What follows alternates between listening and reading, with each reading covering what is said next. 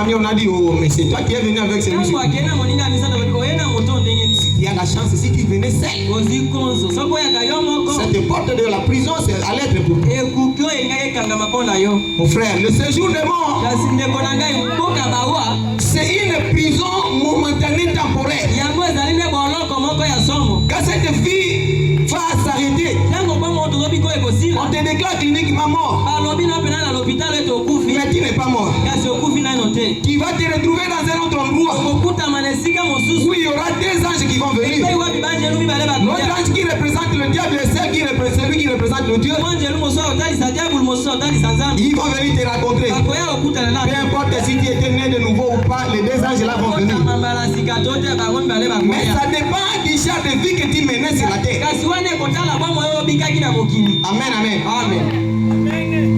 Et si tu vivais pour Dieu, l'ange de Dieu va te prendre.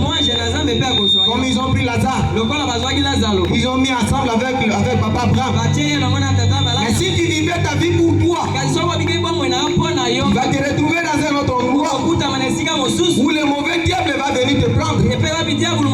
Soi-disant te souhaiter bienvenue, mais il va te coincer, tu vas suffoquer quelque part. Tu vas souffrir là-bas.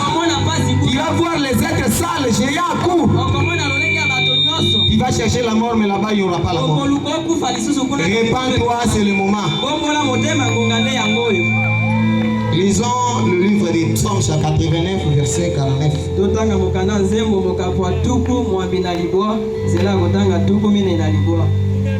Un homme qui puisse vivre et ne pas voir la mort, qui puisse sauver son âme du séjour de mort. Ça c'est une question que je ne sais pas si tu vas répondre. Y a-t-il un homme qui puisse vivre sans voir la mort? La vie de l'homme sur la terre, ça c'est la vie de souffrance. Ça c'est la vie qui n'a pas de précision. Chercher à être l'image de Dieu en passant par le Seigneur Jésus-Christ. Dans l'ancien temps, quand Dieu traitait avec les gens, Azotin de la bango lilobanza bazoboy, Azotin de la bango message bazoboy, Azotin de la envoyé bazoboy. Il a envoyé Noé. Il a dit construis l'arche. La vie c'est gratuite, mais c'est à celui qui veut.